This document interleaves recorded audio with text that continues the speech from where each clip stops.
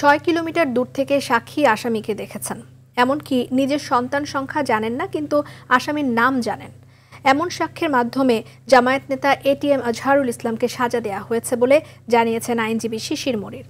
মানবতা বিরোধী অপরাধের মামলায় মৃত্যুদণ্ডপ্রাপ্ত এ জামায়াত নেতার খালাস চেয়ে আপিল শুনানির প্রথম দিন শেষে সাংবাদিকদের এসব কথা বলেন এই আইনজীবী। প্রধান বিচারপতি ডক্টর সৈয়দ রেফাত আহমেদের নেতৃত্বাধীন আপিল বিভাগের ৭ বিচারপতির পূর্ণাঙ্গ বেঞ্চ বৃহস্পতিবার পরবর্তী দিন ঠিক করেন। এই মামলা কোনো হ্যাম্পার হবে না, কারণ আপনারা জানেন জনাব এটিএম আজহারুল ইসলামের আন্তর্জাতিক আইনের প্রযোজ্যতা সংশোধন করা হয়েছে। যিনি ৬ কিলোমিটার দূর থেকে লুকিয়ে থেকে দেখতে পায়, তাকে আমি কি করে বিশ্বাস করব? যিনি নিজের সন্তানের নাম বলতে পারেন না, তার সন্তান কয়জন এটাও বলতে পারেন না, কিন্তু তিনি আসামির নাম বলেন, তাকে কি করে আমি বিশ্বাস করব?